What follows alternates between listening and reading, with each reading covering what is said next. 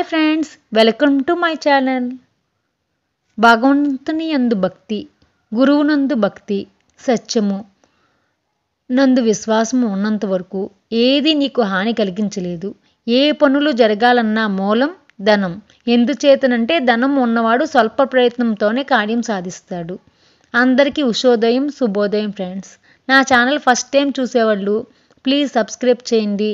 అలాగే మర్చిపోకుండా లైక్ చేయండి, షేర్ చేయండి. తమిళనాడులోని తిరుచికి సమీపంలో ఉన్న సమయపురం మారియమ్మ దేవాలయం ఉంది. ఈమెను మహాకాళి లేదా దుర్గాదేవి ప్రతిరూపంగా కొలుస్తారు. ఈ అమ్మవారి విగ్రహాన్ని ఇసుక బంకమట్టితో తయారు చేశారు వినియోగించి. అందువల్ల ఈ విగ్రహానికి అభిషేకం చెయ్యరు. కానీ ఆ దేవతకు పోలిన చిన్న రాతి విగ్రహం ప్రధాన దేవత ముందు ఉంటుంది. ఈ చిన్న విగ్రహానికి అభిషేకం చేస్తారు. ఈ సమయపురం మారియమ్మ ఎటువంటి వ్యాధులనైనా తగ్గిస్తుందని భక్తులు నమ్ముతారు. అందువల్ల మనలో ఏ శరీర భాగానికి వ్యాధి సోకి ఉంటుందో ఆ శరీర భాగమును పోలిన వెండి లేదా స్టీలుతో తయారు చేసిన శరీర భాగాలను అమ్మవారికి ముడుపుగా చెల్లిస్తారు. దీంతో ఎటువంటి వ్యాధైనా ఇట్టే నయమవుతుందని భక్తులు నమ్ముతారు.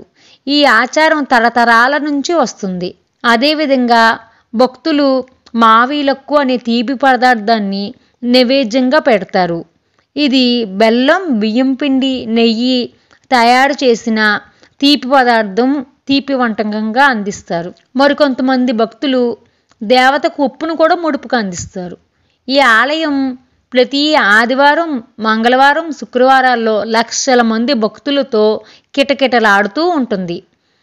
తమిళనాడులోని పళని తర్వాత అత్యంత సంపన్న ఆలయం సమయపురంలోని మారియమ్మ ఆలయం అనే చెప్తారు. దీన్ని బట్టి ప్రతిరోజు ఎంతమంది ఈ ఆలయానికి వస్తారో మనం అర్థం చేసుకోవచ్చు.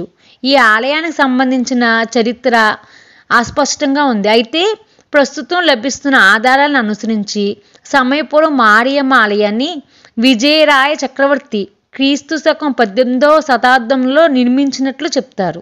అయితే అంతకు కొన్ని శతాబ్దాల ముందే అమ్మవారి విగ్రహం ఇక్కడ ఉందని స్థానికులు దానిని పూజించేవారని తెలుస్తుంది.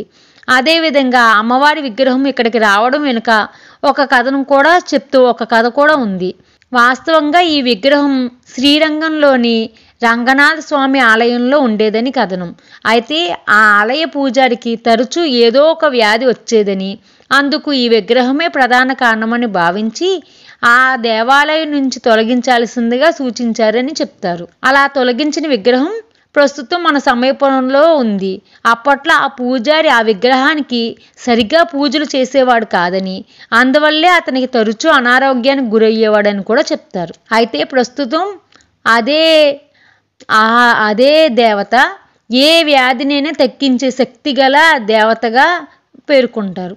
విజయనగర రాజుల కాలంలో ఓ యుద్ధంలో గెలిచినందుకు విజయరాయ చక్రవర్తి ఈ దేవాలయాన్ని నిర్మించారని కూడా చెబుతారు.